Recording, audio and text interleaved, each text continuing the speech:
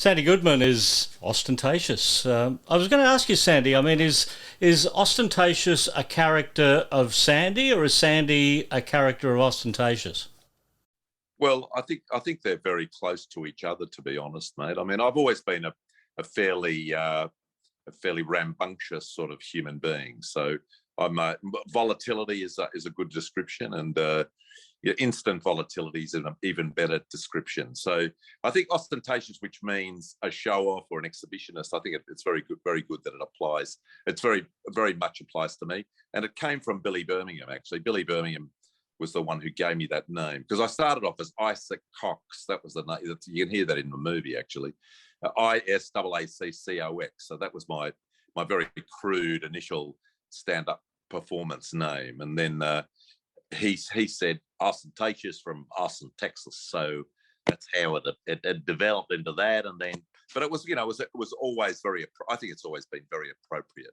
So here we are 40 years down the track, and you've just made the movie Skin in the Game. And basically this is the warts and all tell all about the story of you and how you became ostentatious, and basically what followed after that massive first record came along. Well, as you know, that record was gigantic. It was on the top of the charts for 13 weeks in 1983, which was, fairly much unprecedented as a single. And it was a long-playing comedy single. So, it sold, three or 400,000 copies. And, overnight I was a fucking superstar. And, it was a bit of a shock to the system, because prior to that I'd been, just like you, a nobody. And so I'm joking. Don't take offense and cut me off now, since it's taken 3 hours to get this fucking going here. But no, I mean, look, when you have such a massive single, as you know, I mean, if you have a massive record album or whatever, how do you follow that up? And that was a real dilemma. And then Birmingham, virtually immediately left and went on his own and became the 12th man very successfully. But I was sort of in a bit of a quandary of how I was going to resume my career after that massive hit. And we came up with the Fan Shuffle, which was a song, and Molly Meldrum thought it was going to go to #1, but it went to number 16. And the follow-up's always difficult, but I've continued to make records. I've probably made 20 records in my career, and with ups, some successful, not giantly successful, but I really enjoyed recording and making the film clips and all of that stuff. So it wasn't always about the money, Mr. Cashmere. Yeah, the money came in handy.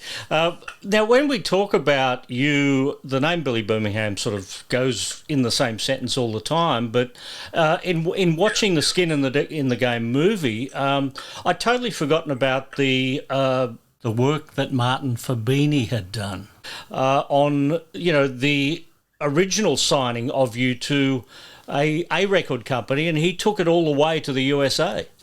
Marty could believe, I suppose, like everybody else, couldn't believe how successful it was. And they were signed, records were signed to Warner Brothers in Australia, and the Warner Brothers people in America immediately just went gonzo, thinking, oh, where we got this huge record over there, it's going to be gigantic in America too. So he went over there to give it a shot. And obviously, they, as you can see in the documentary, they were completely oblivious to the Australian vernacular. So got no laughs whatsoever, because it's obviously all dependent on being an Aussie, and we're pretty proud of that, aren't we, mate? We're a great nation, very conservative and not particularly progressive, but culturally or intellectually, but great nation by the sea, a lucky country. So I think it was. I mean, he must have been out of his head in New York, just thinking, what the fuck is this? So Marty Fabini, not Fabrini, but Fabrini's something else. But he, I suppose he came back with a tail between his legs. So There you go. Yeah, well, I had a similar story with that. I was over in the States staying with some friends at their home in San Diego, and they were like, "Oh, give us something Australian to listen to," and I pulled out Australiana and played it to them, and these people just looked at me like, "What the fuck are you on about?" Well, that's right. I mean, it's the same with, say, I've Been Everywhere, Man. I mean, it's pretty Australian. I guess you could transport that to another country, but Australiana is particularly Aussie, and I think that's a good thing. It's also, it's 40 years down the track, and every day, wherever I am in the country, I get stopped. Oh, how you going, Austin? How's you still working? Still on the road? Still doing shows? Boy, that Australiana. I think, they still remember it, and they play it to their kids. And I just said to Billy, maybe we should do a 40th anniversary re-release. Because it's, I don't know. I don't know if he's up to it these days or if he's interested, but we'll see what happens. What, with a whole new script? Well, I said let's do another recording of it, and also because I'm more, I think I'm better at performing it than I was then, and so it's more, there'll be better inflections and more of a story. Sitting at home last Sunday morning, my mate Boomerang said he's having a few people around for a barbie, said he might cook a burger or two. I said, sounds great. Well, I'll be there. But I think it'd be better from his perspective anyway. I'd be better at it.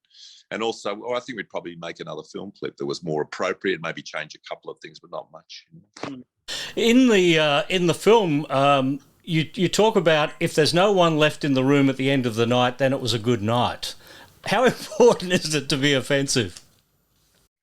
Well, very much so. And but because I consider myself an artist, and I mean, I came from an academic background. I came from the film school. I came from, a great passion to be a creative and artistic human being, and spend my life doing that somehow. I never thought I had any ability really. The only thing I ever had was I was able to make people laugh off the cuff at university, saying the lecture and taking the piss out of the lecturer or whatever it was. I was always good at that. But that's about all I really was good at. So I thought maybe I could have a go with this. And so, I went to Rodney Rood advertised for auditions. And I thought, here's a go. And we got on very well. And we still talk. I talked to him the other day, actually.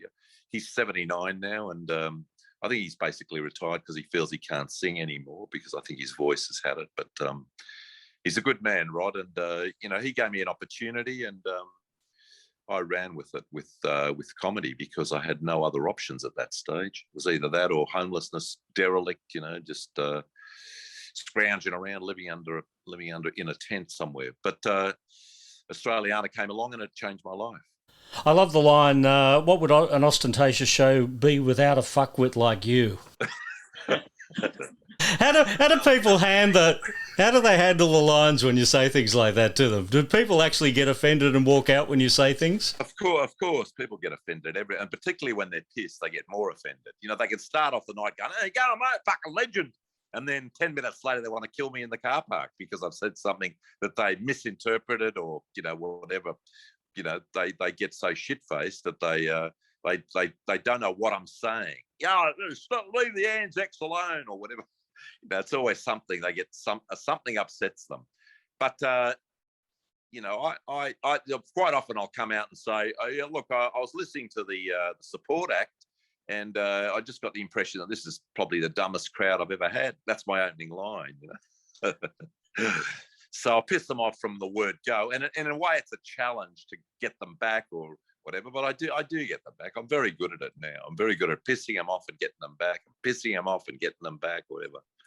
Yeah, it was a great time in the early 80s, wasn't it? Because we had a pub rock scene that was just so vibrant. The Oils were playing, INXS, Angels, Mentals, all these great Australian bands. And you were not only comedian, you also got put onto a lot of these shows and acted as MC. Well, Michael Chugg saw the potential. Frank Stavala, Michael Chugg, all those promoters, they all saw the potential of a comedian married to rock and roll. So I was the first cab off the rank. I was the first guy to start doing shows in front of INXS.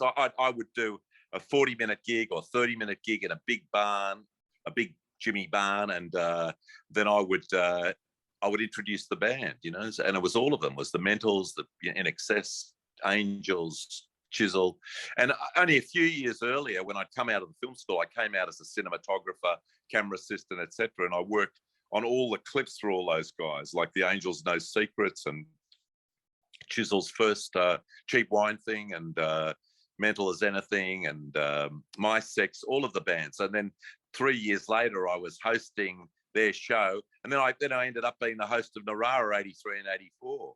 You know, nah, rah, rah, rah, rah, nah, rah, rah, rah, dancing around the caftan with a headband, and you know, 3 days, motherfuckers, 3 days, all that sort of stuff. You know, all that Woodstock stuff. And Billy and I were up there just making up stuff on the way, on the run. You know, the film would suggest that there is a long list of venues in Australia you were banned from.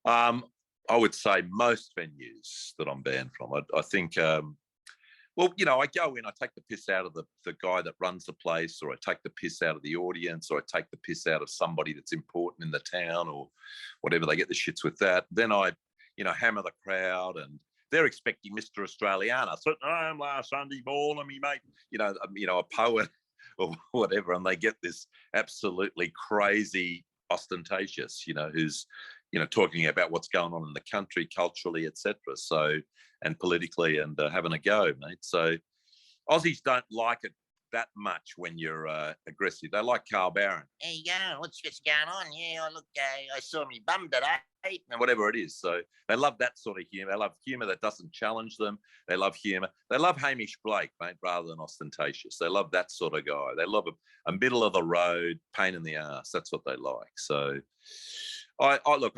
pursued this thing not in the mainstream, but on the edges of the entertainment business. And you know, a lot of people got the shits with me, but if they look at this doco, maybe they'll understand that there's something going on behind all of this craziness. That it's actually, it's, you know, it's, I think it's reasonably well articulated in the movie, and they'll see that Austen Tayshus is many things, you know, not just a shit stirrer. I need to fact check you on one part of the movie. It mentions that you have pissed off more people than Tony Abbott. No, you haven't. Well, that's good. You know, I ran against Tony Abbott, but and he got more votes than me. He got 55,000. You know about this, don't you? No. Oh, I ran against Tony Abbott in Warringah before Zali Steggall in the 2010 federal election. The Sex Party put me. You can check this online. The Sex Party put me up as a candidate. And I was running against Tony, and he got the shits immediately and called in these Chinese his auditor, and they from the ATO, and they went through me like a, you know, like a backbencher through an apprentice in a Parliament House, and they really had a go at me, and so I ended up getting 2,500 votes, and Tony got 55,000. But he was pretty scared of me because I guess the brand was very strong still in 2010, you know, the Austen Tayshus brand. So I think he miscalculated and thought I was more important than I am, you know. So, and then she took up the reins, and there she is. The Teals are killing it. But Tayshus was the first, mate, to go in there, and Murray Fields and all of them, you know, they always doubted it, but, you know, there's something going on, I think. You've had a 40-year, very successful career of political incorrectness. What do you, like, back in the early days, I mean, you were one of the few politically incorrect. Now it's more common. You know, what do you think of, you know, people like Dave Chappelle, for instance? Well, I love Dave Chappelle. You know, I don't find them that funny. I find Ricky Gervais really funny. I think he's really smart and really funny. And he's very similar to me, mate, because he gets up and he just speaks his mind and he doesn't give a shit, you know. And the only difference is that he's an English boy and I'm a Jewish boy. I'm Australian Jewish boy. But he's great. Are you a fan of Ricky Gervais? Oh, absolutely. Yeah, Afterlife is... I just think he's the best. He's the best. Sorry? Afterlife is a masterpiece. Yeah. Well, I think all this stuff is great, but I think particularly if you've seen the new stand-up special on Netflix, yeah, he just hammers all these issues, all the woke and the cancel culture and all these stupid things, because a comedian needs to speak his mind, and you can't censor a comedian. I mean, that's ridiculous. A comedian has to be able to be outspoken and free, and just speak his mind and tell it the way it is. And I mean, the left become so woke and want to cancel everything, and it's like the book burning in Nazi Germany. It's the same thing. They want to shut down ideas. They want to shut down people who they think are pushing it too far. If you don't want to come to the show, fucking stay home. That's what I say. If you think you're going to be offended, stay home. And if you want to be offended, come along and I'll fucking give it to you. So that's the way Ricky Gervais thinks, and that's the way that I've always thought. Anyway, my shows are full of intellectuality and crudity and blasphemy and many things, but it's not lowbrow. It's a clever show, and it's about what's going on in Australia and the problems we have here and the problems that are going on in the world. It's about something. My shows are about something. And all the videos that I've made, they've all had a social consciousness edge to them. So it's not just pure although Rodney does what he does, and he's a very smart guy. He made a decision to do what he did because of the bucks, and he made a fucking fortune. And I'm doing okay too. But I mean, it wasn't about the bucks for me, and I'm not saying that that's a bad thing, but it wasn't about the bucks. It was about doing something that had some substance. And if you look at, well, what do you think? I mean, the doco's got some substance, doesn't it? I mean, it does. It does demonstrate. It tells a good story too. Skin in the Game is the name of the documentary. Now it's screening on Foxtel Documents. It's on Fox Docos. Fox Docos. Okay, so for the rest of us in the world who think Murdoch's a fuckwit and won't want to give him any money, where are we going to get to see it after it's finished there? Well, they've got it for 5 years, so there you go. But it's going to air on July the 17th on that channel at 8:30 p.m. and then it's on Fox Docos for 5 years. So if you don't like Rupert Murdoch and you have a big problem, if you have something with Jerry Hall, she's out of the picture now. So don't put yourself up there. Who knows? Rupert's 92. He might just go for it. What about rest of the world? Is it going to screen on other streaming services around the world? Right now, we're looking for somebody to pick it up around the rest of the world. I've got the rights for the rest of the world, but I'm an unknown entity. There's one guy in New York who works for some Australia-US foundation who thinks it's great and is willing to give it a push, but we've had a few knockbacks. I mean, people don't know me anywhere else apart from Australia. So, it's touch and go. It could happen, might not happen, but it doesn't matter. I mean, in 5 years, we'll be a lot older, but I'll be nearly 40 in 5 years. But the thing is that, eventually people will get to see it. And if you do see it and you like it, steal it, download it, whatever you want to do, and piss the people off at Fox. I'm only joking. I ain't joking, guys, just mucking around. Got to be careful, got to be careful. Signing documents, things like that. Skin in the Game. And we thank you, Sandy, for joining us here at Noise 11. Absolutely welcome.